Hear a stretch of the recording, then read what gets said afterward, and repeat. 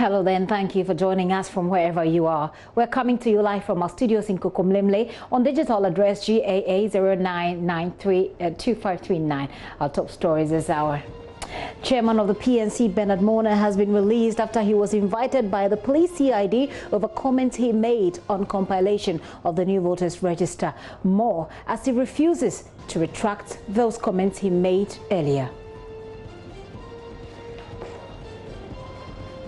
An electoral commission begins nationwide pilot for the voter registration exercise. But how can the electoral body ensure safety in this pandemic? We'll bring you updates from different parts of the country and details of how the EC says it is adhering to social distancing and other health protocols.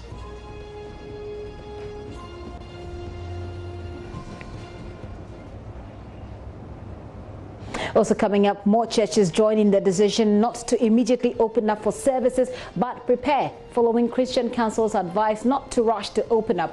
We're live with some of the pastors for more as we also examine the decision to go back to school.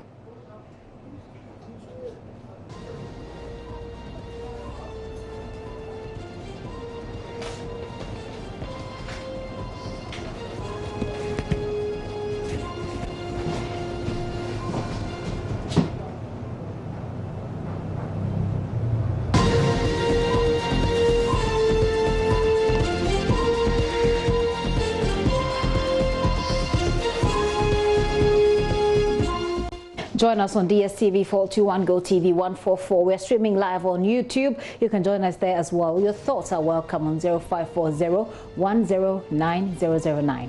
My name is Gifty Andopia. This is The Pulse. Please be my guest.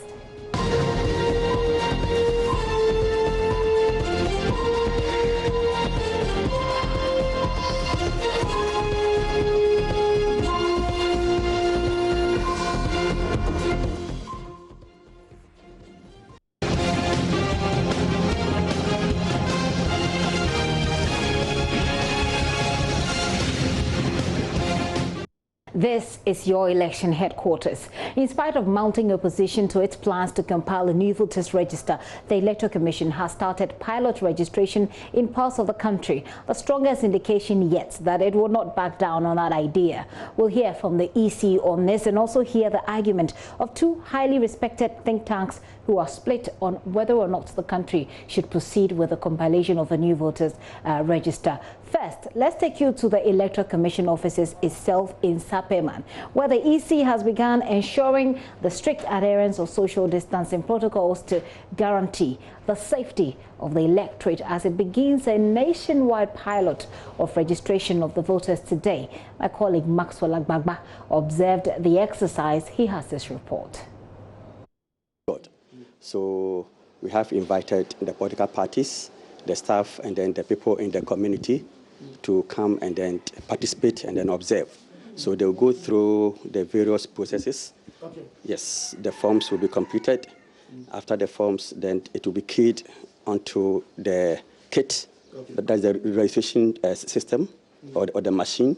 And then we will print out the ID card. Okay. So for our viewers to have a better appreciation of what we are talking about, I'll plead that you run us through maybe from this point and then show us how we're going to go through the process. This is what we call Form 1A, okay, which will be the first form on which we'll capture the details of the applicant.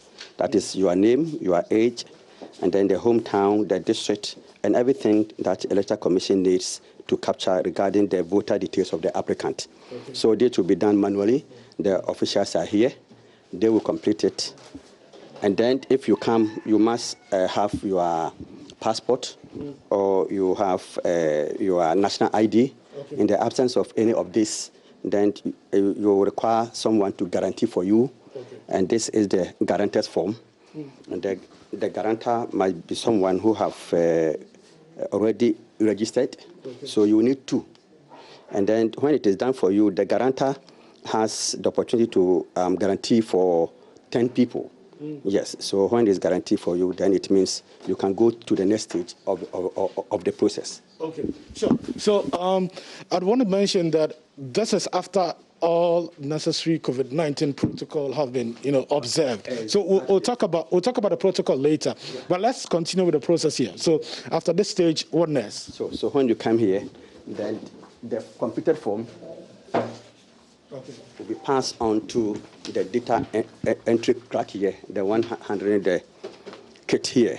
So the person will input the details onto the system. Okay. So after which we will print out this form. Okay. So the form will be here, and this form will capture the personal details, which also has the voter ID card portion and then the receipt portion.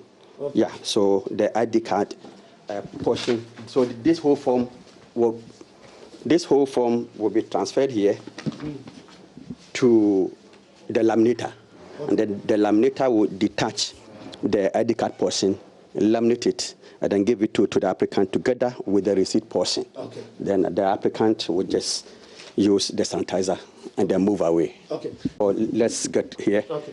We have the Veronica bucket here.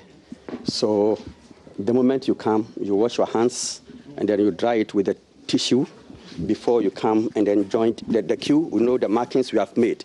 Okay. There will be 1 meter apart. Oh, okay. You'll be 1 meter apart. Okay, so this is your mark. The next person will be here.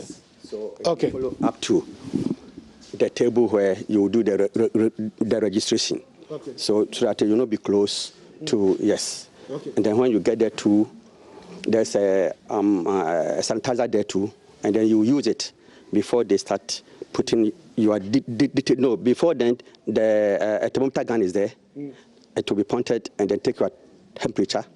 If your temperature is above the normal one, then we have a place where we will keep you, and then we inform the health authorities to come and handle you. But if your temperature is okay, then before you move on to the process. Okay. This is beautiful, social distancing, voters registration exercise. But how sure are you that these directives, when you deploy to the various polling stations where sometimes supervision will become difficult, these protocols will be adhered to? The staff that have been engaged, definitely there will be 1 or 2 who will be free at a point in time to ensure that these protocols are fully observed. Because you have 2 registration officers. When one is attending to the applicant on the table, the one can also go and check whether these things are being observed. Yes. So we have your word that your staff and then the general, public who come will be safe? Sure. We want to ensure that we all observe it because health is important. And Electoral Commission is a law-abiding institution, so we also ensure that people observe it. If we don't observe it, it will be difficult for us to serve you, and we expect the members of the public to cooperate and support EC so that together we can have a successful exercise. Okay. Finally, what is the purpose of the pilot, exercise? What opportunity does it give? The piloting is for us to test the equipment we are going to use, and then also the readiness of the official that we have trained. So we are going to demonstrate what is going to pan out on the registration period today and tomorrow. Okay. You are here to take part in the pilot exercise. What do you make of the voter registration exercise? What do you make of assertions out there that we are in coronavirus times? This one can wait. I personally don't have a problem with it because if the institution is guaranteeing social distancing and then the necessary equipment for the process to go on, why not? Okay. So you don't agree with assertions that we should use the old voters register? Anyway, that's their view, so they are entitled to their views. But for me, I have no problem. Would you be voting in December? Sure, I'll vote. Okay. You risk it to vote in December, or you are sure that with the protocol put in place, it's safe to do? If the safety protocols are there and we are told they will follow it, I'll go ahead and then vote.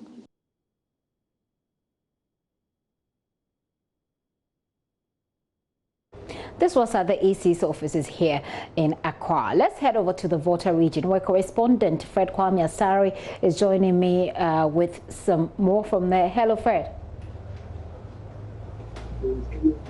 Fred, give us a brief of what is going on in your area. Hello, Fred. Yeah, hello, good tea. Yes, give us a brief. What's happening in your area?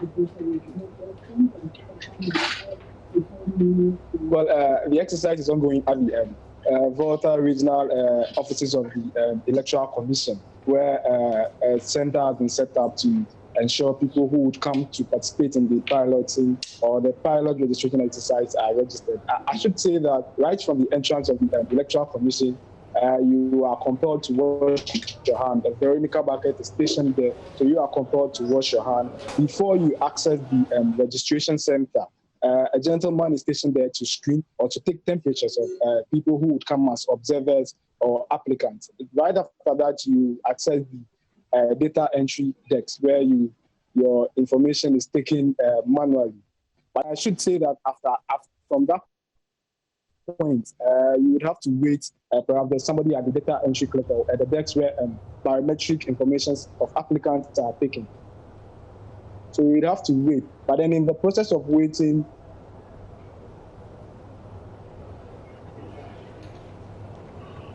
yeah, I guess that Fred is there talking. has not to ensure people. I saw that people who are or want to go through the process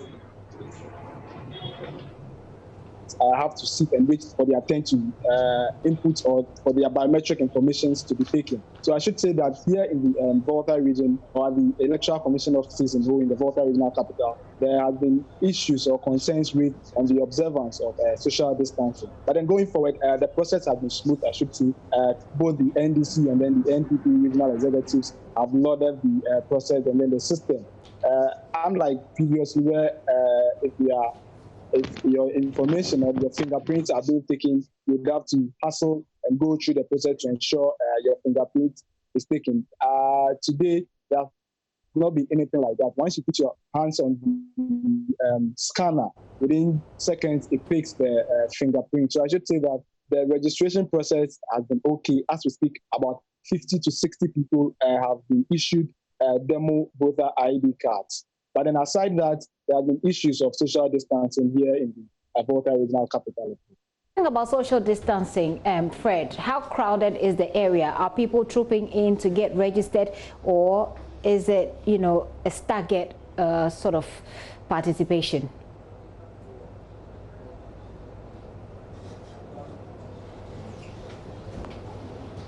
I lost you somewhere. Can you please? Yeah, I'm asking how crowded is the area? Talking about social distancing, do you have a lot of people getting to the centers to register, or is it more of a few people at a time? Well, people are coming in one after the other. So I should say there has not been a situation where we have. There has not been a situation where we have about 50 or 60 people at the center to register. We have people or we have security officers who come in to register. We have executives of the respective or the NDC exercise. But then I should say that unlike you see at the registration center, the actual registration centers where we have large crowds at the place to partake or participate in the registration exercise, there have not been anything like that. But then at a go, I should count about 30 or 40 people, including the registration officers, applicants, and executives of the various political parties who have come to observe the registration process. So executive of the political parties are observing the process. In terms of the observation, the NDC is one of the parties that has vehemently opposed this process. Are there executive also there observing the process? Yes. I counted about 4 or 5 NDC regional executives who are at the center observing the process. And they mentioned that they were very much particular about the social distancing, where they mentioned that going forward, if this should be the situation in the actual registration exercise, then it will really be of a worry. And then they also mentioned that despite the fact that you are compelled or applicants are compelled to wash their hands and then sanitize their hands before they go through the process, the area has not been disinfected. This was mentioned by the Volta Regional NDC Secretary James Mini. The area has not been disinfected, and then also the seats that are being used. I mentioned earlier that I only saw a bench which people who are going through the process are to sit and wait for their turn to go to the data entry desk. So this has been the consent to the center and are unable to present their Ghana card, though they were able to register and then go through the process, but then they were not issued the Ghana card. What happens to them? The response from the EC officials was that there's nothing they can do. Once they don't have the information in the system, there's nothing they can do to ensure that they register. But then if they are able to get to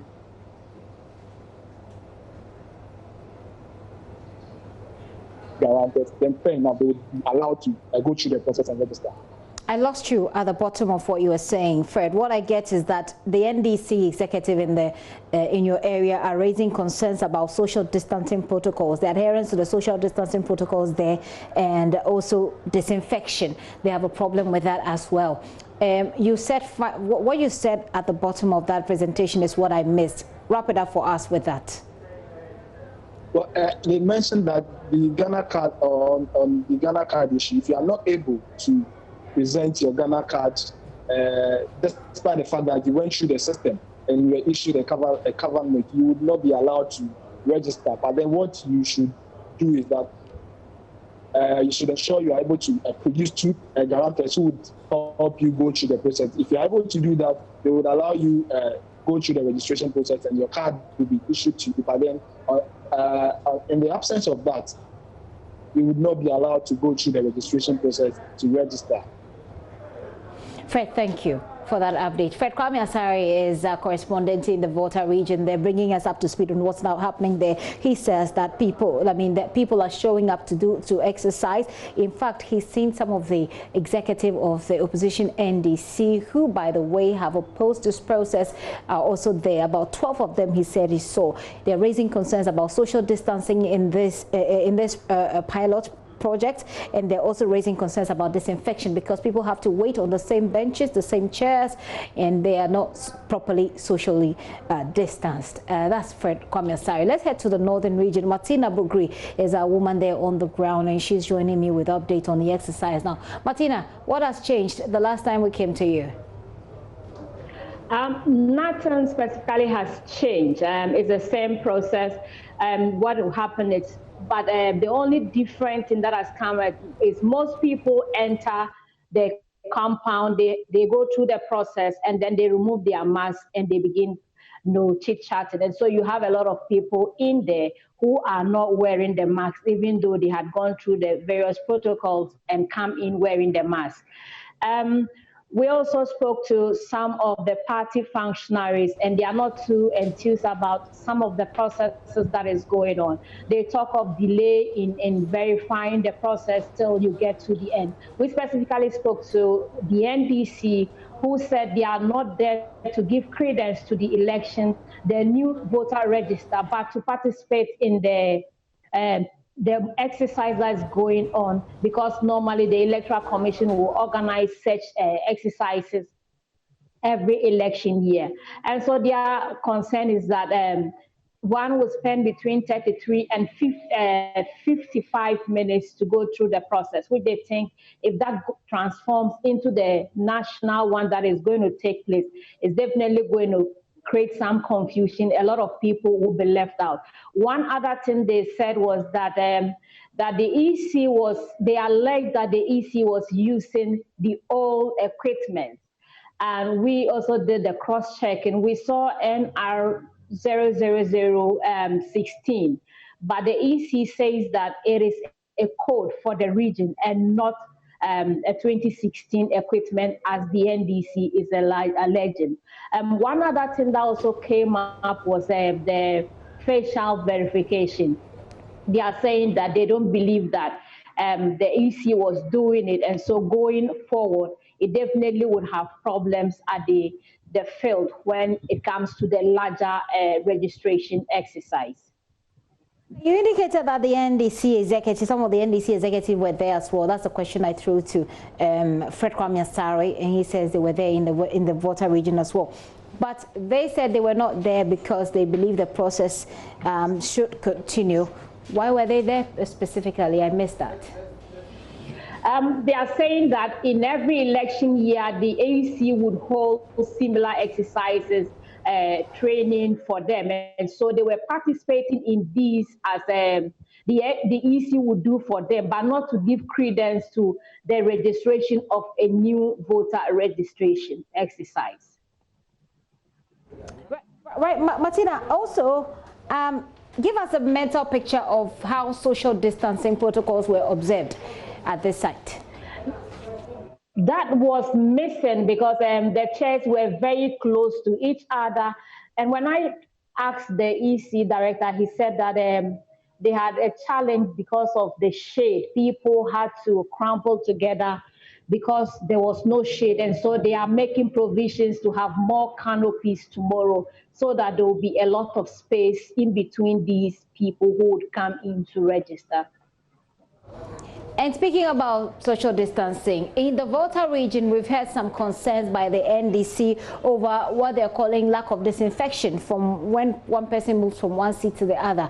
Is that a situation you can report on as well? I think that it's the same thing. They don't clean the chairs when one leaves and moves to a different seat. It's the same thing. People just move to the next seat and then it goes on and on. Let's talk about the number of people who are showing up. Do we have people coming in their numbers, or is it a slow start? It's a slow start. The EC in the northern region actually started around 8, between 8 and 8:30. They had issues with the battery, and so it took a bit of a delay. They had to move electricity or power from the premises of the EC outside to where the registration exercise was taking place. And so you have people came in and had to leave because the process was, they had not settled down yet. As at 12:30, we had just 23 people who had gone through the process. And we had just a few who were scattered, sitting, waiting for their turn. Finally, Martina, when you interact with people in your region, are they eager to go out and get registered? Not too enthused. People are worried that if the figures were very low and then they ask people to stay away crowd, now that we have a bigger number that people are allowed to mix. And so people are not too enthused. Those I have spoken to are not too enthused about going to do the registration exercise if it is open. That update. Martina Bugri there joining us from the northern region, reporting for us what on that project, the pilot project being carried out by the Electoral Commission on the registration there. I'll take a break, but some of your messages before we go. This one is coming from Pureman in Tamale. He says, in my opinion, the thinking or position of the think tanks is immaterial at this moment, since the EC has not breached the Constitution or any protocol in its decision to compile the new register. In any case, he says, the think tanks against the EC in this context are not more Ghanaians than those of us in favor of it. As for those threatening mayhem, they are just bluffing. That is Pureman sending the message from Tamale, from where Martina Bugri has just reported. Swan says, good afternoon, Gifty. What is the motivation for the EC's fierce resistance to the use of the old, reliable and valid register? Ibn Malik sent that one as well from Kumasi. And these are some of the messages that you're sending through.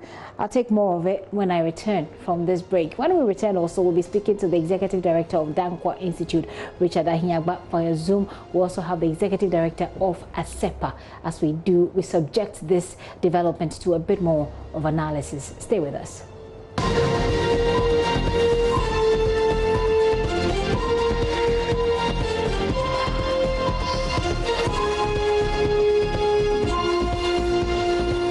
Welcome back to the show. Many thanks for staying with us. Like I said, when I return, I'm talking to two people. We have them now. The Executive Director of Dankwa Institute, Richard Ahinyagba, via Zoom. He's joining me via Zoom, and also joining us is Executive Director of ASEPA, Mensa Thompson. Gentlemen, you're both welcome.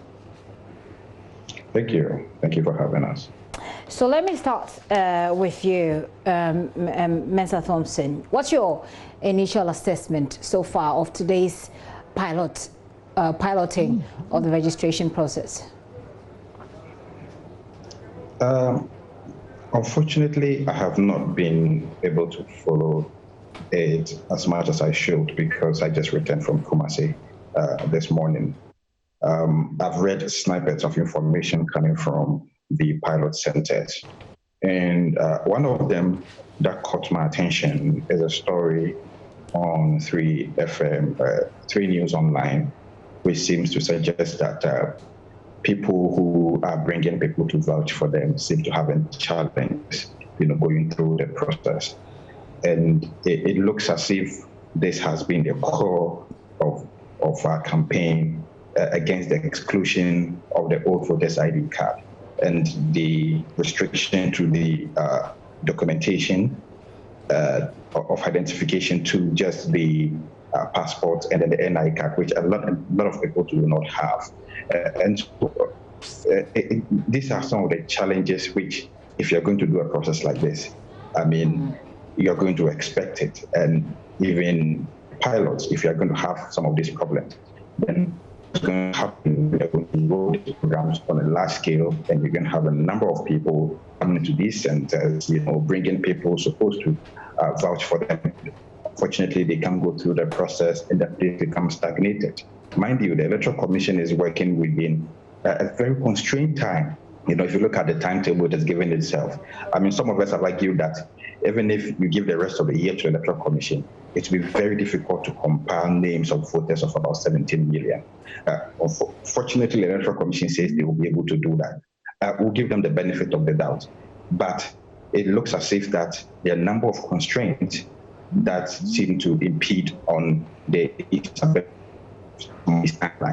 The fact that, the EC's own guidelines toward the conduct of this registration also, put pressure and limit its ability to register a number of people, also restrain the process a little bit. So it's not surprising that, on the first pilot day, some of these informations are coming. But I think at the end of the day, we'll be able to keep our eyes on the process more. Okay, we'll talk a bit more on that. So let me bring in Mr. Hiagba. Mr. Hiagba, what's your own initial assessment of the process so far? Well, thank you for the opportunity to be here. I've been getting feedback and talking to people broadly, but it seems to me that, like everything, there are challenges, but then today things are going relatively okay at many places.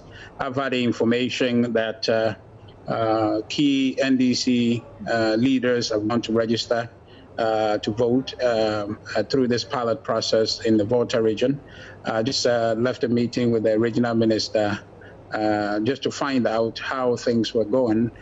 So I think that, generally speaking, things are going. Of course, the concerns that maybe there are some hiccups, verification processing and things like that, they've always been part of the process. This is not going to be the first time or the last time, but that is not a question of why the exclusion of the voter ID is a problem, because truly the old voter ID card, that is the voter ID card constituted under CI 71, has been declared invalid, an invalid form of identification by the Supreme Court in its ruling in Abu Ramadan and Evans Nimakun. So that is settled. It couldn't have been included. It couldn't have been accepted as a valid form of identification to write your name to vote in this election.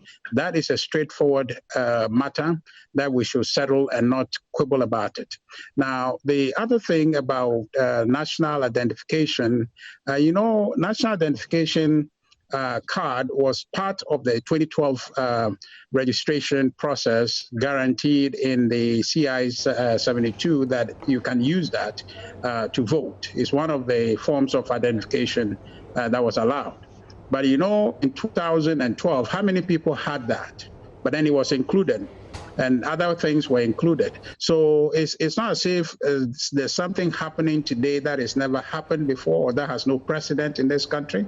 But our conversation around this thing should be rather reinforcing and trying to find creative ways how we can get people verified, how we can move the process forward, how we can participate as citizens to get our names written, because the register that we have presently is not a register that is credible in law, it's not credible in terms of processes that went into compiling it. So there really is nothing to quibble, but rather engage the process and try to have a credible register done, one that all of us will be confident and believe that indeed this represents a body or a register of Ghanaians who are eligible to vote. So I think that the process will evolve, it will get better as we move along, but by all means, let's all invest to ensure that we are giving our best and we are engaged and trying to suggest ways to help make the process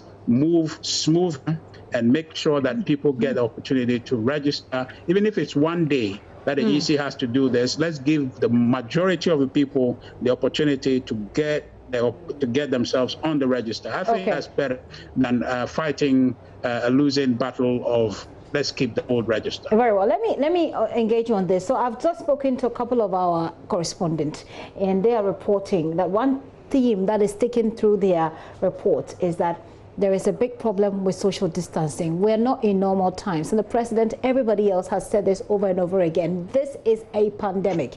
And so the suggestion was that the EC should go ahead and organize, for example, a limited registration of sort for people who have not been registered before to do so.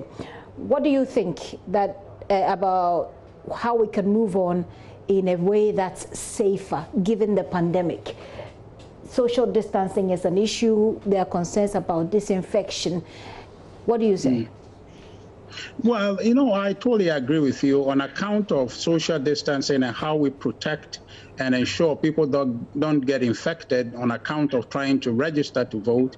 That is a paramount issue that all of us must avert our minds. And that is one of the reasons why I say that indeed, let's concentrate our energies on how we achieve this rather than the back and forth about the process, which by every means is clear, and we are all engaged to ensure that nothing illegal is done, nothing untoward is done. So really, I agree with you. We need to invest every effort, every ounce of it, to ensure that people are safe. And that's why we had our press conference yesterday to put the issue out there once and for all, to make the case constitutionally, legally, and on the basis of common sense and process. Why is it that EC wants to do a register? There cannot be any Mr. Hiagba, I'm losing this register we have is credible. Right. Now, I mean, the issue about the credibility of the register, really, like you're saying, it's not even as prominent in this discussion I'm having with you at the moment as you're putting it. The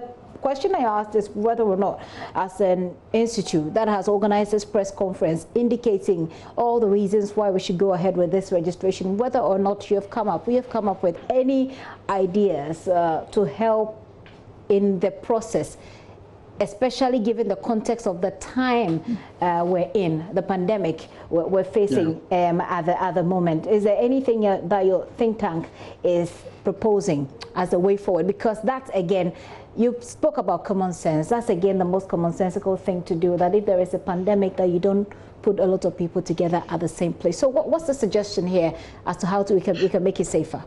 Well, absolutely. The protocols that is approved is that they are self-evident. People know what to do. The thing that is left to be done, and all of us must engage, and indeed we are interested, is ensuring that the EC officials, or there are measures put in place to enforce these protocols, because the EC has clearly advertised some measures they are taking. Are those measures being adhered to, or they are so they are unenforced, such that people are getting into spaces that they're not supposed to get to within certain ranges that they're not supposed to be? So it's a question of enforcement. It's not a question of new ideas. Certainly the way to keep safe been the discussion from day one once we started talking about COVID-19 in our country. The problem and what we need to focus on is how the EC officials are enforcing that. And if they are not enforcing it, all of us have a responsibility to let the EC leadership understand that such is not being enforced, and they must get on the job and try to enforce that. Okay. We know, and if there are additional layers, we have been talking to some groups of people, individuals who are trying to come up with some sanitizers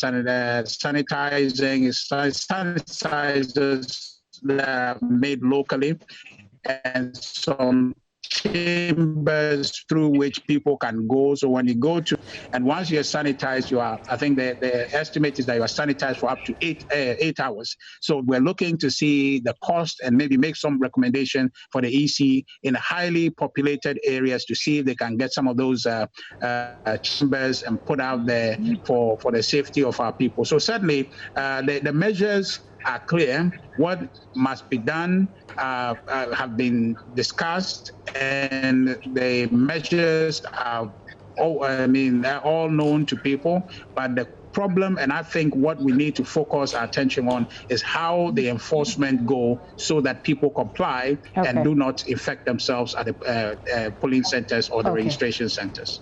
Mr. Thompson, let me bring you in here. Our reporters also indicate that there were quite a substantial amount of a substantial number of NDC executives at the registration centers. Did you? I mean, the position has been that the NDC does not support this. What do you make of their presence there? Doesn't it then give the support which the NDC said it wasn't going to give to this process because of all the concerns they have raised, which you, by all means, are in favor of? Absolutely not. Absolutely not. And I think that if there's any other thing, we should commend them for showing up to monitor the process today. I mean, it goes a long way to show that at least we can reach a consensus, or we can reach a compromise in this whole debate. I think that it's very important that we reach a compromise at this point so that there is no tension that has characterized elections. We're able to take that away. But let me quickly address some points that Mr. Richard made, which seem to suggest that the current voters' ID has been invalid by the Supreme Court ruling in the Abu Ramadan case. I believe that's the point that he sought to make. That clearly that is incorrect. The Supreme Court has not made any pronouncement that seems to suggest that the current voters' ID card issued by the Electoral Commission is invalid. The pronouncement on that case was supposed to push the Electoral Commission to conduct an extensive audit to remove persons who had registered with the NHIS card, and those names were deleted, and they were given an opportunity to register through legitimate means. And so if you're talking about a credible register, the current register as we have, considering its biometric technology implants, is the most credible voters register we've ever had in the history of elections in this country. And so I'm surprised that people like Mr. Richard are not allowing the sensitivities of the people and common sense to lead this discussion, rather than setting partisan, parochial political interests. Because at the end of the day, the NPP that is kicking against this.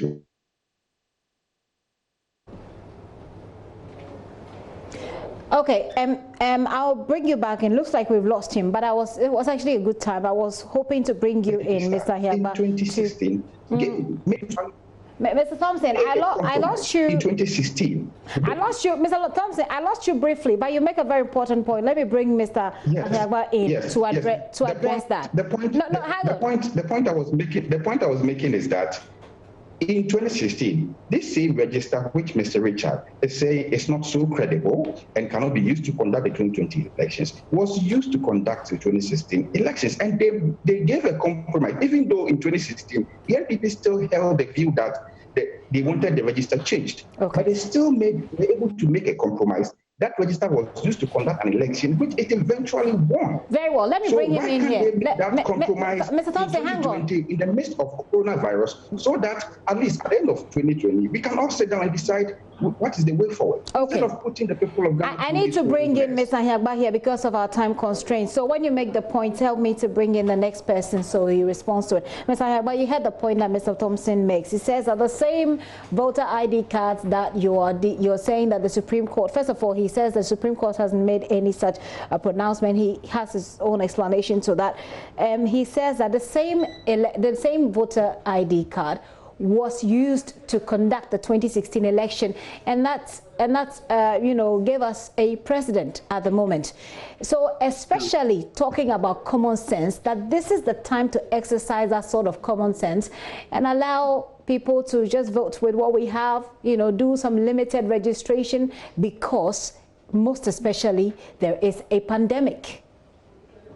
Yes, you know, let me just say this. The problem we have is a reference one, is one that maybe my brother is not aware or has not really gone through the Supreme Court ruling. I'm reading from a document for you, and I'll give you the document number. It's consolidated writ number J1112014 and J1092014. And I read for you the part where the Supreme Court declared this document, the current voter ID, invalid as a form of identification. I read that to you very briefly.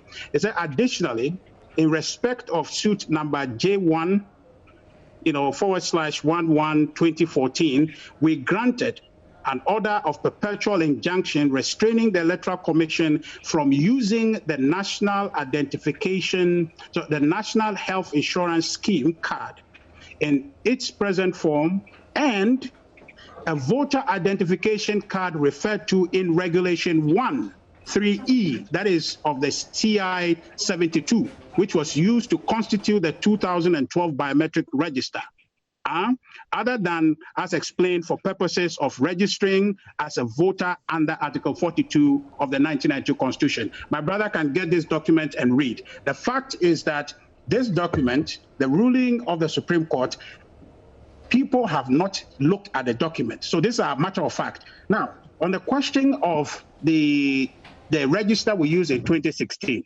that register should have been changed in 2016 had EC told Supreme Court the truth. In court, the EC was asked whether or not they have a process to delete the names of the NHIA registrant, which the Supreme Court found to be insufficient to demonstrate citizenship. The EC told Supreme Court in open court that yes, they did, but they don't. If you look at the CI 72, the Form 1A of that document did not provide a place for you to write the registration document of any other person apart from those who brought the national identification card for registration. So as we speak, if you go and you want to find how many people used the national identification card to register in 2012, you can find that. But you cannot find who used passport to register. You cannot find who used NHIA card to register. You cannot find who used their driver's license to register. So that's a matter of fact that Supreme Court EC could not have possibly deleted anybody who registered with NHIA card, because if they did, they wouldn't have admitted in behind closed doors that they didn't know how to do that. So in fact, the 2016 register was used only on account of EC's lie, on which account the Supreme Court agreed and ruled that instead of doing a register, please go and delete those names. But as you and I speak, there are people on this register who use NHIA card to register. And in regards to that, this register cannot be credible, because we have people on it that Supreme Court has expressly ruled that should not be on it, that are on it now. So how do you call that register credible? And because you don't have a way of removing those people, because you didn't isolate them, you don't have any means of identifying them, you cannot remove them. Very well. Let me bring in Mr. Thompson. Same CI, just let me conclude for you. The same CI 72 that gave this register to us, ask specifically what to use for identification. But the EC, and I have a document right here, I can submit that to you.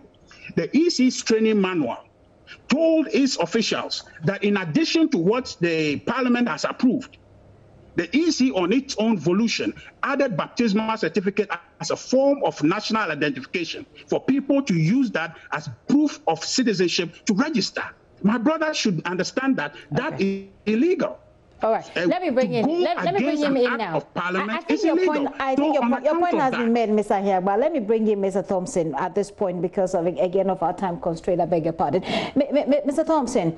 I'd like for us to move this conversation forward a little bit. You have petitioned. You are along with Imani Africa have petitioned the Otum 432's office. You're asking them to step in. At this point, that the EC has already started with the piloting of the registration, do you think that this petition is immaterial? What's next for you?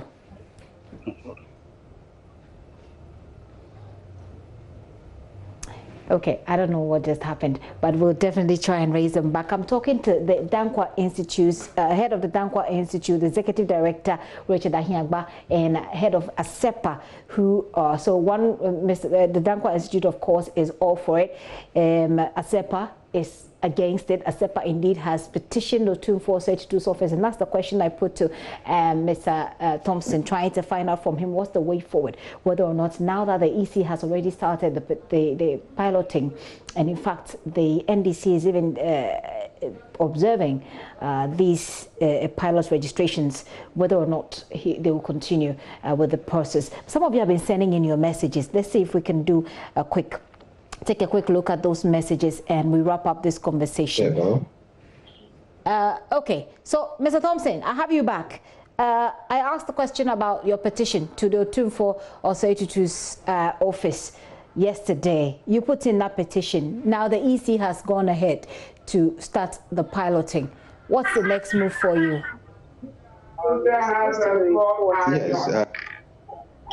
Yes, we were able to meet the Asante Traditional Council yesterday, and we did a presentation to the chiefs and to the Asante Traditional Council, Mananum, and they've listened to our petition, our presentation. They asked a number of questions which we were able to present. We were able to answer them effectively as we should. Nananum has agreed that they are going to invite the Electoral Commission to also listen to their side of the story and see how best they can resolve this whole impasse. And so we are very excited that at least Nananum, who are custodians of the land, are beginning to take the lead in making sure that we resolve this issue amicably.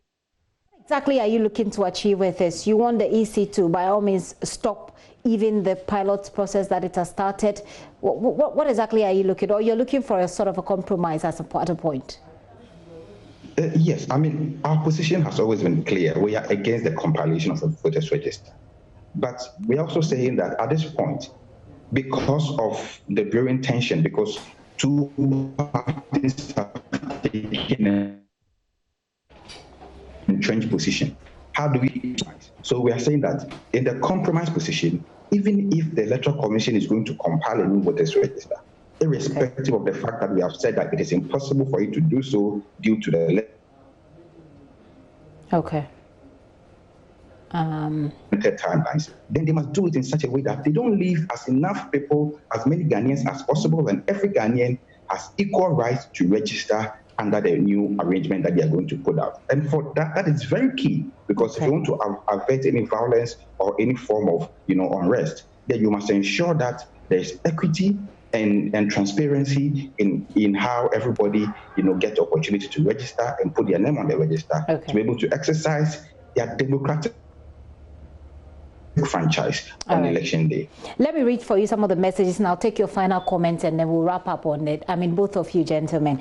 This message is coming from, again, Pureman in Tamale. He says, in my opinion, whether the thinking or position of the think tanks is immaterial at this point, since the EC has not breached any constitution or any protocol in its decision to compile the new register. I think I've read this already. He says, in any case, the think tanks against the EC in this context are not more Ghanaians than those of us who are in favor of it. I just want to take these messages before we look. This one says, good afternoon. To me, I want the media to check whether the EC is using the old BV machines or the new ones. They are saying came from France. We want to know if they are going to use the old ones, then they should let us use the old voter card for registration. Gunu send that message from Tamale.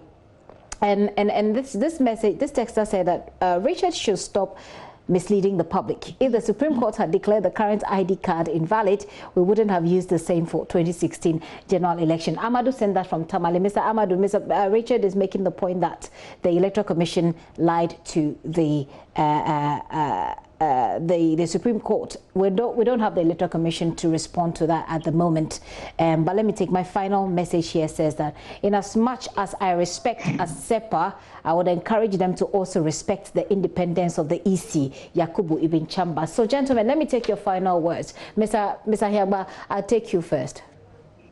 So certainly the point we're making is very clear. It's not a question of we being against or in support of something just because we want it. It's on the basis of law that this register is not credible.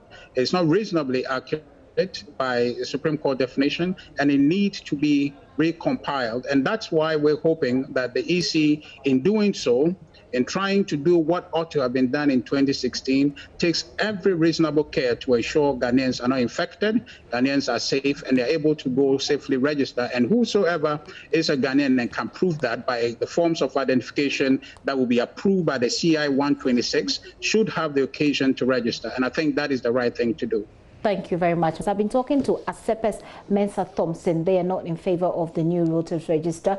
They've petitioned alongside Imani Africa, petitioned Otumfuo Seitu II. He tells me this afternoon that Otumfuo's palace has invited the Electoral Commission to also submit their side of the story. I also spoke to the Dankwa Institute's Richard Ahiagba. He is the executive director. Interesting conversation we've had. All right.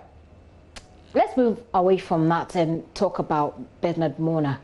Angry members of the inter-party resistance against the new register marched in solidarity with chairman of the PNC, Bernard Mona, earlier today to the police headquarters. The PNC chairman has been invited by the police CID today over comments he made about the Electoral Commission. Last week, he was reported to have said he'll beat up EC officials if he is provoked or attacked by them. Today, Mr. Mona is refusing to retract the comment, saying that he will continue to repeat even if it costs him his life.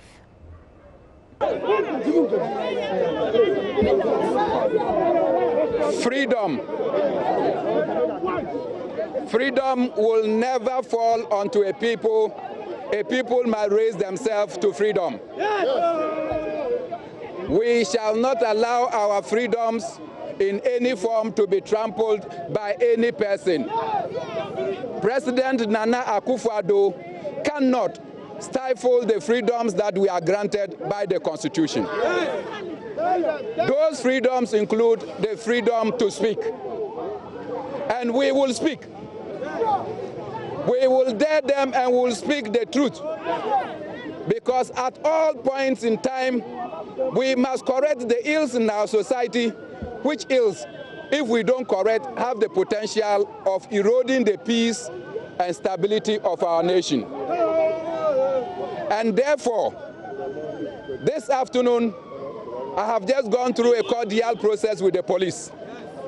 My statement is, and I quote, that I made the statements that are contained in the 37 seconds video that they showed to me. And that I stand by those statements and I had nothing more to add. I promised you that whatever I said that occasioned the invitation, I stand by it.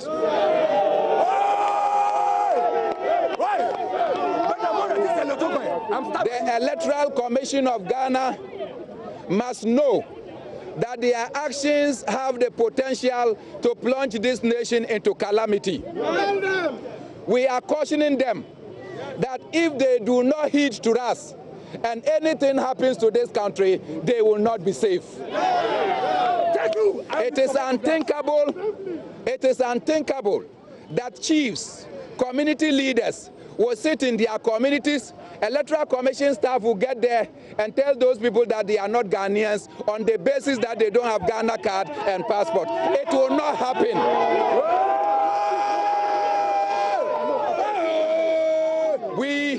We are Ghanaians before national passports. We are Ghanaians before the Ghana card or ECOWAS card. ECOWAS card will not determine whether we are Ghanaians or otherwise. So it is important that the police, some of who are here, who are desiring for change, that they must wake up to the reality that anything that the Electoral Commission does that plunges this nation into calamity, there the police will also be affected. Whether they beat us, whether they kill us, we will continue to stand up for our rights as citizens of this nation, because our great-grandfathers used their toil and their blood to ensure our independence. We shall protect it.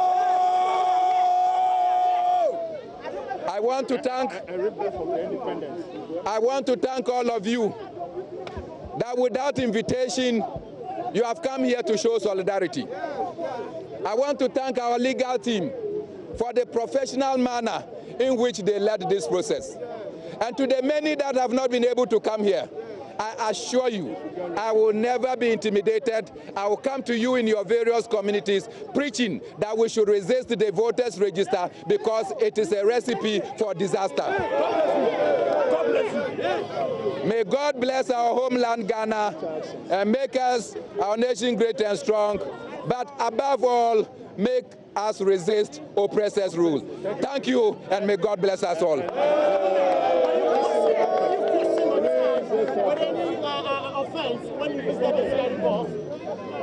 Well, they said that my comments were conducive for the breach of peace, and I told them that my comments were conducive for the promotion of peace. Yes. So you haven't been charged with anything? That's all. I told them that I stand by the 37-second video that they showed me, and I will not answer any other question. Apart from that, what else could they have done? And how every other Tuesday, every 2 weeks. So on the 16th, yes. Wherever I am in the country, I'll report to the police there, not just the headquarters.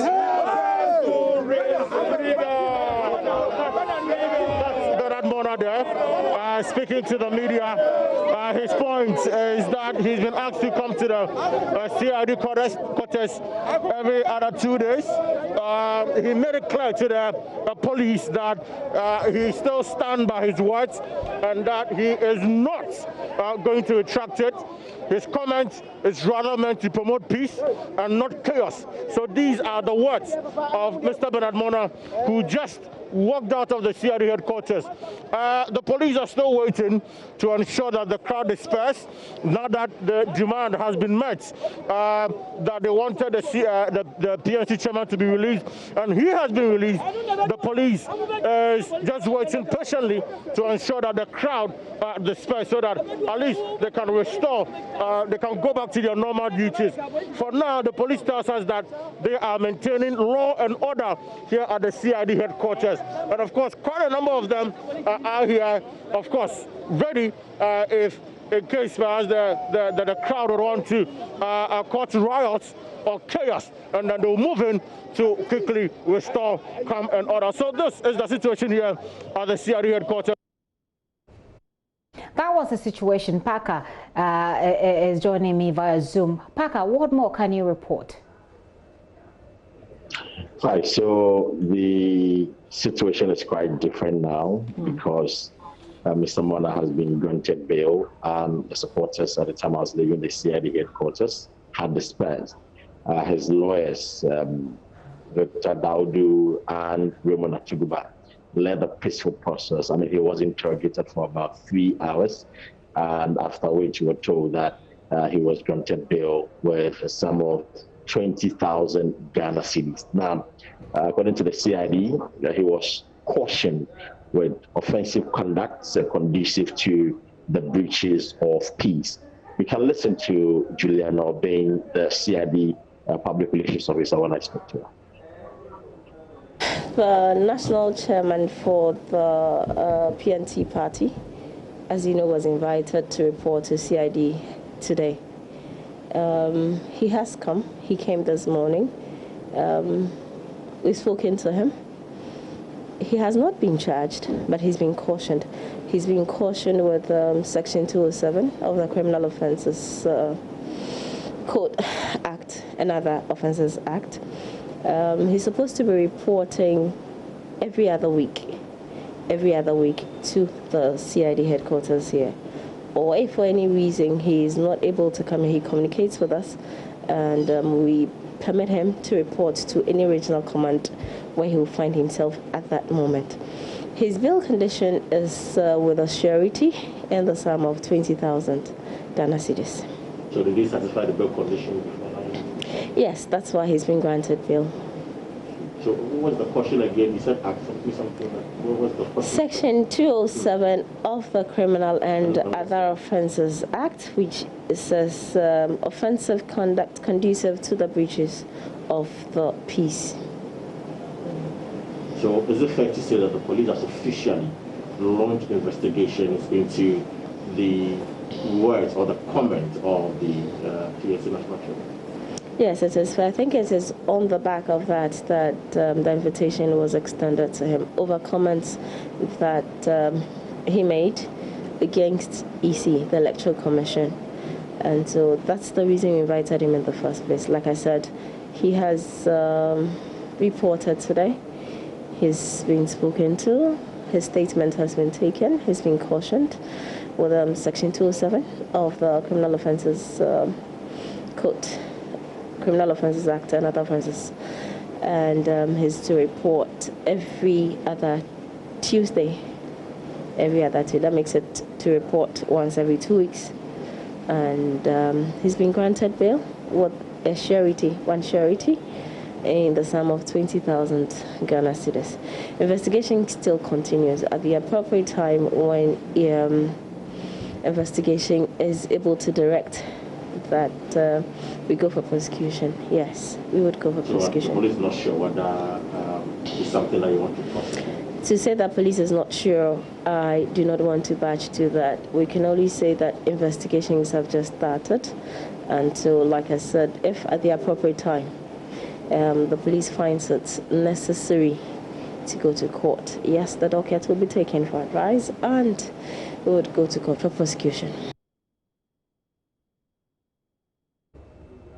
DSP Juliana Obeng there speaks for the CID. So, Parker, how did it finally end after Mr. Mona issued that statement?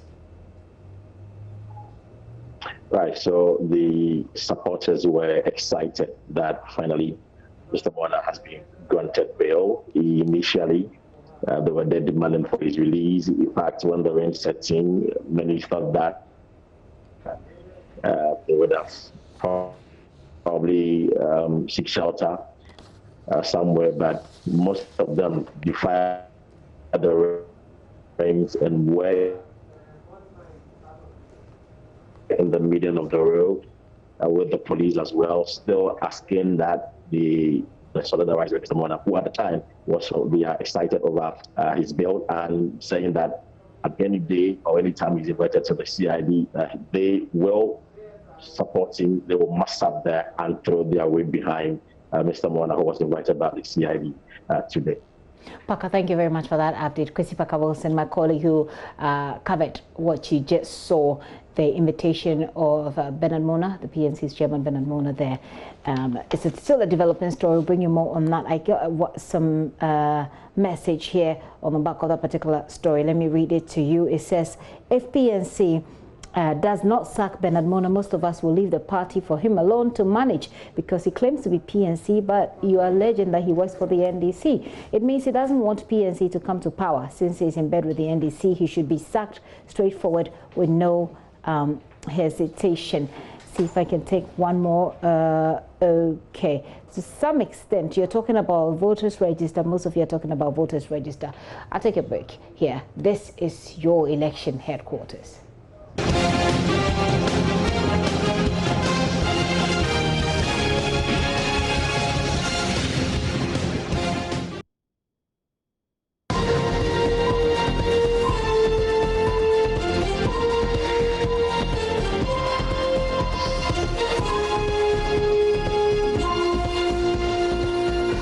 You're welcome back. Some churches have begun reviewing age-old traditions associated with service as they prepare to open doors for congregants following the lifting of COVID-19 restrictions on social gathering. The peace exchange characterized with handshakes and hugs, passing one offertory bags from one person to the other in packed pews are some of the practices that the churches are doing away with. Senior Associate Bishop and Resident Pastor for the Prophetic Sanctuary Branch of the Victory Bible International, Bishop Emmanuel Akun, tells JoyNews' Matilda Gavi of the arrangements for Sunday as they prepare to stick to the 100-member quota in multiple services. The last time church members gathered here for a service was on March 15th. On Sunday, church members are expected to return, but under very strict protocols. I have been speaking with the resident pastor here, Bishop Akon, who has been outlining some measures the church is putting in place to ensure the safety of congregants. How are we going to ensure the 100 on Sunday? Ensure they are 100. Ensure that we would have 100. There'll be 100 chairs in the room. There'll be 100 chairs. Yeah. So if you come and you don't get a chair, then you join the next service also. Okay. Because there'll be multiple services. Okay. But the chairs in the room will be 100. We will not flout the rule. The church in the room will be 100. So if you come and you are more than 100, it means that you are even late. You go to the next slide. We know as a church we are expecting the lifting. So we've met at bishop's level, we've met at provincial heads level in the Greater Accra region. And so we've run it down. Committees have been formed to look at the way and how and the when we're going to get a restart. And so I would say we are not surprised with the directives because it looks like all of them fall into the area of preparation we have. Some of the funny things that comes up in our meeting is that even when you come to church, try not to fall down because when you fall, nobody will lift you up, you know. So we've been talking that children's service will have to wait because children cannot social distance. So, and even the choristers, even the microphones and all that. When you come, make sure you don't touch anything, not even peelers. You know, we believe that you sanitize before you got in, but for everybody to be sure, no touching. You come, whatever duration we have, we get it done and we leave. So I think for Victory Bible Church, if you ask me, we are ready. We have big churches and we have small churches. This information is being run down, and we are doing our best that all our churches comply. We want to look at, in fact, we've started looking at, and the arrangement is zones. In this church, we have 8 zones. So we're going to run them according to the numbers. We know that for the first Sunday, some will be a bit hesitant.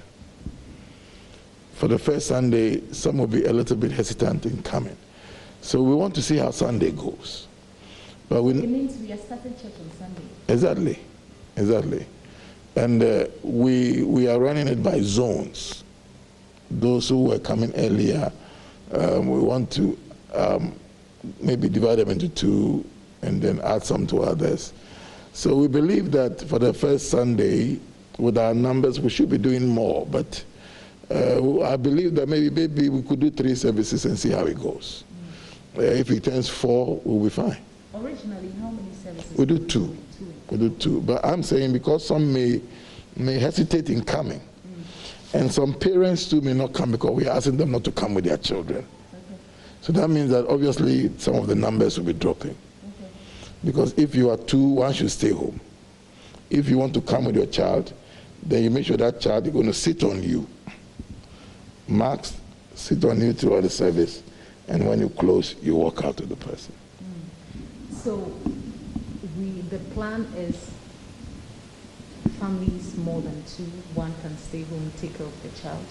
The elderly are not supposed to come. People with underlying conditions do not have to come. People who know that their health conditions are not good are encouraged to stay at home, because now virtual service has become part of us. So even what we do on Sunday will still be beamed live, and so you can still watch it at home. But you see, there's a part of church which is not always virtual. Fellowshipping is part of church. And so we should not forsake the assembling of ourselves together. Assembling is different from Zooming, I believe. The Bible talks about giving each other a holy kiss. I don't know how you do that on Facebook if we are not here. You know, so there's a place to be here. In Corinthians, 1 Corinthians 14 and 23, it said, therefore, when the whole church comes together in one place. So there was a time when the whole church comes together in one place. And so that's what we do when we gather. And that's why we refuel to go out there and make our impact. So I believe that 3 or 4, our district, our province churches too, we are in touch with them. And we're instructing, some will do 2, some will do 1, depending on their space.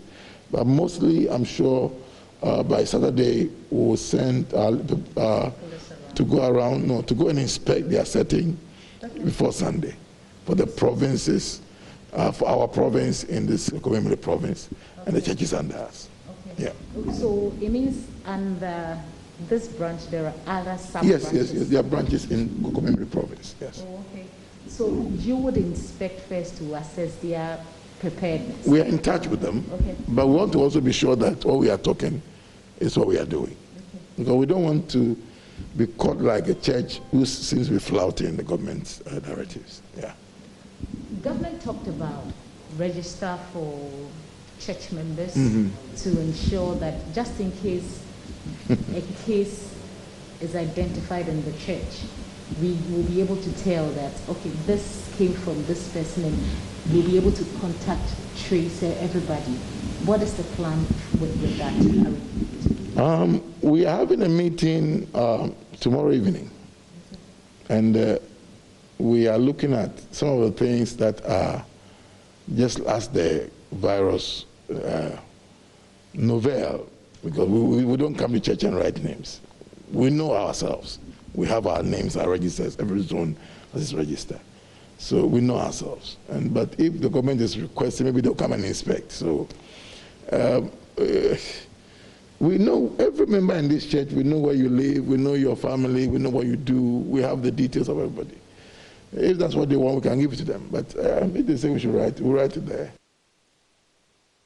If you are a member of the Methodist Church, the Anglican Church, the Roman Catholic Church, you may have to be patient for a while because the bishops are still meeting for a decision to be made whether or not to resume church activities on Sunday.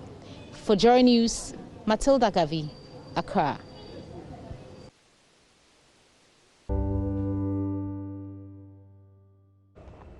Welcome to Frontline.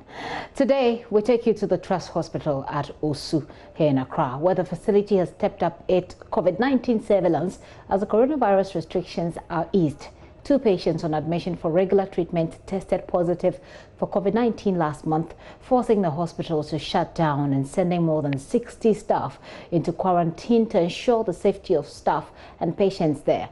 Now that it's complete and extra measures, extra measures have been put in place to ensure the safety, the facility is safe. Head of our health desk, Fred Smith, has our frontline for today. He's been speaking to staff and authorities there for us. Right, so first of all, we don't discriminate between who may have or who doesn't have. You all come in through the gates and go through the necessary protocols.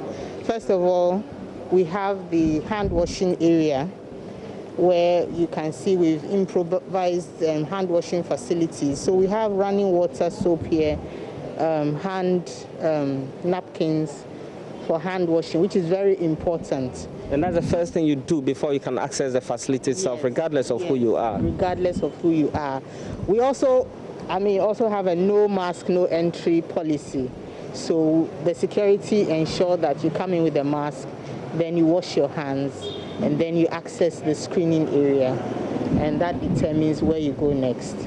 The reason why we're here is because a few weeks ago this facility recorded a case and you had to shut down the facility to fumigate to be sure that it is safe for your patients. What has been done since then? Since then, we've done fumigation and disinfection of all our facilities. We've strengthened all the preventive measures and processes. And as usual, we always have ongoing training of our staff on how to, sharpen the skills to be able to triage effectively. And so that is what has gone on, yes.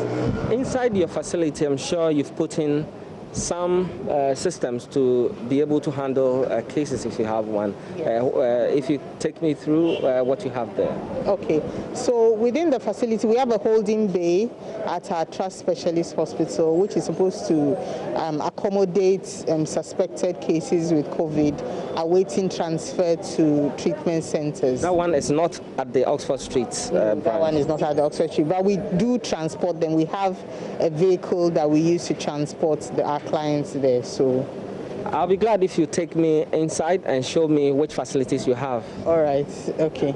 So now after doing the hand washing, we are coming to the patient screening area where the nurse would ask you about the symptoms that you have, and we'll see if they screening desk where the nurse stationed here will ask you questions about your symptoms, and then if you have any symptom that is suggestive of COVID-19, you are taken to a screened area where you are made to wait. The doctors will now come to you and ask you further questions about the symptoms. Say yes to any of the questions asked by the nurse, you'd be taken to the screened area, awaiting further questions, history taken, and then if you are still suspected, then we move you to the holding area for you to have your test done.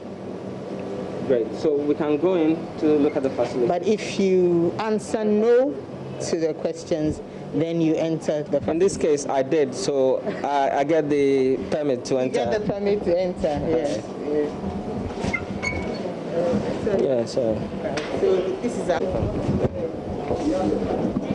Okay, so all right, so we are inside the facility. We have our information desk if you have any inquiries or you are not quite sure where to go. Our information desk officer will point you where to go. And so you put your card here and she'll ask you some questions and direct you where to go. We have our triaging area, where the triaging area where the nurse is attending to patients. All right, so she's attending to clients. You can see she's also dressed.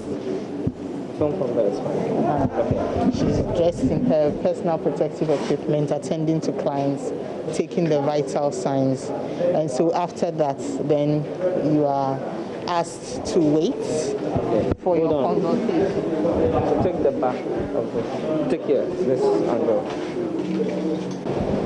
Depending on what we get, if we think you're a suspected case, we counsel you that because based on your symptoms, you are a potential suspected case.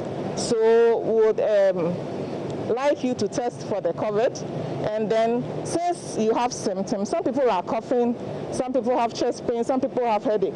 We just can't say go and do the COVID test and go home.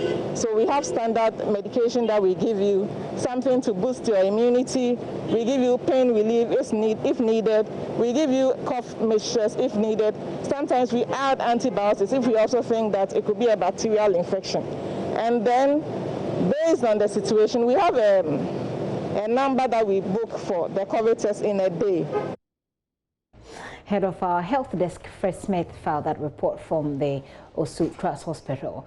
Now, 2 siblings who recovered from COVID-19 have recovered from COVID-19, I should say. They contracted this disease in the line of duty as frontliners. They've launched a campaign against stigmatization. Dorcas and Elizabeth Owusu say their decision is informed by widespread discrimination against people who have recovered from COVID-19. The duo, a psychologist and a nursing officer at Komfanochi Teaching Hospital, say their decision is informed by the widespread discrimination. As I indicated earlier on, my colleague Ohime Interior of our health desk caught up with them in this chat. Here is a report. Many patients who have recovered from COVID-19 continue to suffer stigmatization from the public in Ghana. Some are even virtually ostracized and banished from their communities and place of work. Dorcas, a psychologist and nursing officer, Elizabeth, are among about 20 health workers who tested positive for coronavirus at Kath. The first time I was told, I took it normal. I was okay. Yeah, I wasn't scared. What came into mind was that, okay, people have gone through it and have survived. Though lots of people have been dying globally, but many of them have been through it successfully. So that one didn't really make me scared. It all started, I went to work one Sunday afternoon, and after work I came home, started feeling some headaches. It was getting severe in the night. So I did malaria test and it came out negative. But the next day it was still there and I wasn't taking it easy. So I started checking my temperature. That Tuesday morning I checked, it was 37.5. And in the morning I went there. They did the test and they called me the next day and told me that it was positive. I just took it out, I was fine. Ghana Health Service says stigmatization of COVID-19 patients remains a challenge. Dorcas, an expectant mother, and her sister are encouraged by their scary situation to fight for all victims who are being despised by society. They have, in one way or the other, had a fair share of the negative attitude, even from colleagues at work. I heard a whole lot of news about those gossiping, stigmatizing and all that. Those who were stigmatizing, I learned some of them even tested positive also. Some were thinking, hey, where did she get this condition from? Others were saying a whole lot of things about me. Hey, is it because she's like this or that? Because we haven't gotten any case. We've not seen any patients with this kind of condition, so how come? But they did also think that you can come in contact with a patient without any symptoms and you can contract it. So I think that's how it happened, but they didn't understand. Most of them even thought that I brought the condition to the directorate. Dorcas and Elizabeth are aware of the challenge ahead of them, but they are determined to make a positive impact. With support from relatives, they are reaching out to as many Ghanaians as possible to change the mindset about coronavirus.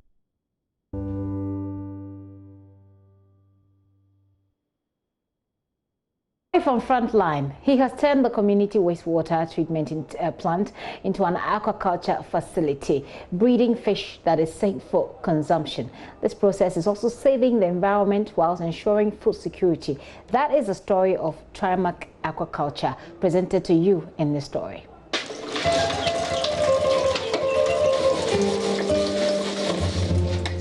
Access to improved sanitation is a challenge for millions of people in Ghana. About 23 million Ghanaians do not have access to improved sanitation, and 3 million do not have access to safe drinking water.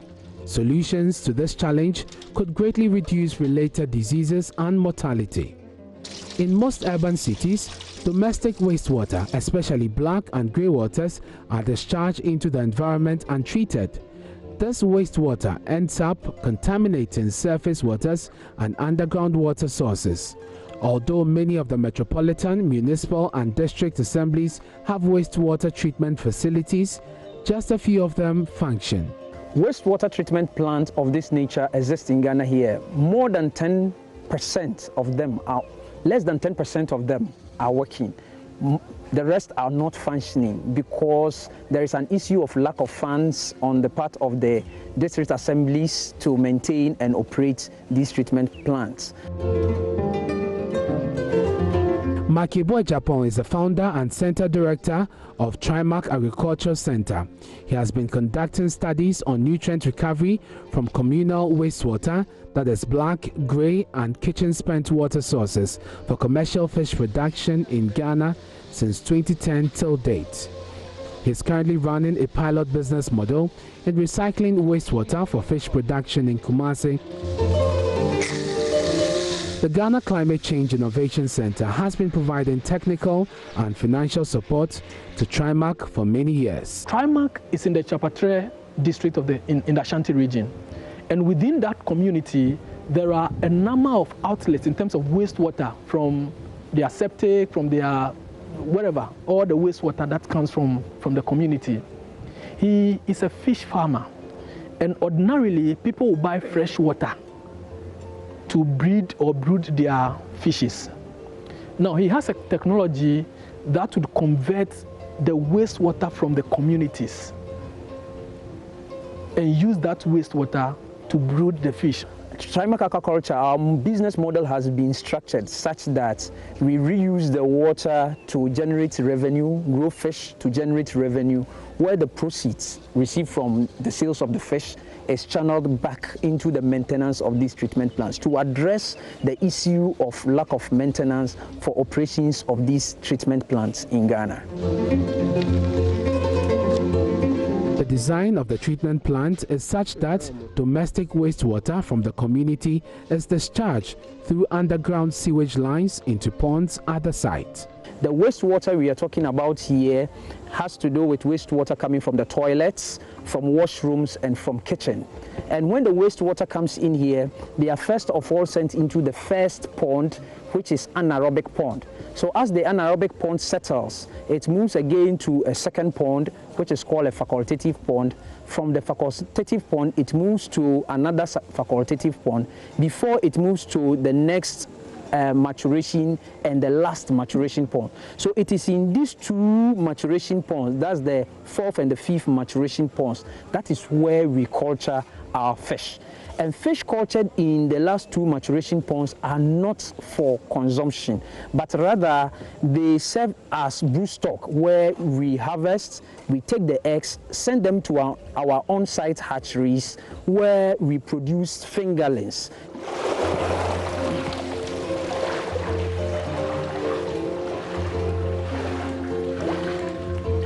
These are fingerlings cultured here for about 3 months. We had their eggs from the broodstock. The broodstock are really the parent fish that were cultured in the wastewater treatment plants. And then they are about 3 months old. These are the sizes that they get to for us to transfer them into the outside concrete tanks, which receives clean water, which has nothing to do with wastewater. So these are the fingerlings. So tell me, what happens here? What is this building about? What do you do here? This is our hatcheries. In the hatcheries here, we actually take the eggs of the female and then the males of the males. Then we hatch them. Then we get the fingerlings, the fryers. So that is actually what we do here. We culture them into a size that we think is desirable, about 40 grams, before we take them outside this building. So that is actually what we do here. Why is it necessary to culture these fingerlings here at all? Because, well, if you have the parent fish over there in the other pond, why must you go through this other process of hatching them again? Okay, we have to hatch them here because, and culture them here to this standard, because when we take them outside there into the concrete tanks at their tender ages, that is about less than 3 months, the mortality rate is very high, and then we have to culture them here so that they will attain that level, that is the 40 grams, before we can take them out. Yeah. Talk to me about the societal, cultural perception that people have about fish that is grown from treated wastewater. When we culture fish in the waste treatment plants, it becomes very difficult due to the cultural perception. So we just devised a way. Why don't we culture the fingerlings, those that we had the eggs from the broodstock from the waste treatment plants? We culture them here, and then they grow to the 40 grams that I told you earlier. We take them outside into a concrete tank that receives clean water, and then we grow them to a table size, that is for consumption. They receive clean water. To break that cultural perception about the fishes are being cultured in the waste treatment plants, that eating fish that are treated in such a manner is, you see, our cultural perception. So we try to break that cultural perception by this time around culturing our fish in a concrete tank that receives a well water that is underground. Very clean. It has nothing to do with the waste treatment plant or its water. Ghana is a major fish consuming nation with a per capita consumption of over 23 kilograms. Unfortunately, we are also a major fish importing nation, producing only 40% of our needs. Wastewater aquaculture startups like Trimark can make a huge difference, especially considering the fact that a considerable amount of wastewater, including nutrients favorable for fish consumption, translate into substantial production costs. These are our concrete tanks. Inside these concrete tanks, we culture our fingerlings that were produced inside the hatcheries for about 6 months, where they become ready for consumption. Just last month, we had an order of about 10 kilograms where we process it, and it was sent to America for consumption. Our fishes here are very safe and they are wholesome. The revenue we generate out of the sales of this fish is channeled back into the maintenance of these treatment plants, which we think that this model is one of the sustainable ways by which we can manage our wastewater successfully in Ghana, by trying to reuse the wastewater to generate revenue for maintenance and operations of the treatment plants. And this is a female. The Ghana Climate Innovation Center has helped Trimark Aquaculture Center to redesign the treatment plant to accommodate more fish than currently produced. Mark says this will further improve the quality of water and lead to more than 50% increment in fish production. The existing treatment plant has 5 series of ponds, and the standard of these quality of water in there, it's good for fish production, but it's not really to the level that we expected it to be. It's not at its optimum. So the biodigester here we are talking about, it's a commercial digester. It's a concrete-built tanks that is expected to receive the waste first and do treatment in anaerobic processes before the effluent is discharged into the anaerobic pond, for the anaerobic pond to also continue with its function as an anaerobic pond. In that effect, we are expecting the whole treatment plant, the ponds, to perform more efficiently by getting the best out of the whole resource. Any business we support, we take them from a certain stage, bring them to the limelight, and other funders see the light and inject more money into the businesses. We supported Trimark with about $40,000. Now there is an institution, because of confidentiality, there's an institution that is supporting him with $100,000 to expand this. And these are success stories that are worth mentioning, so that people will see the kind of work that Ghana Climate Innovation Center is doing. Besides numerous partners we've gotten to support Trimark in our activities, partners like Kumasi Metropolitan Assembly, International Water Management Institute, and Aqua for All in the Netherlands, and also waste enterprises. GCIC has played a very key role in our business model. GCIC is a pioneering business incubator with a unique focus of developing SME ventures and entrepreneurs in Ghana's green economy. Their mission is to develop and support an exceptional set of transformational ventures and entrepreneurs who are pioneering adaptive and mitigating solutions for climate change issues in Ghana. They focus on 5 key economic sectors: energy efficiency and renewable energy, solar power, climate smart agriculture, domestic waste management, water management, and purification.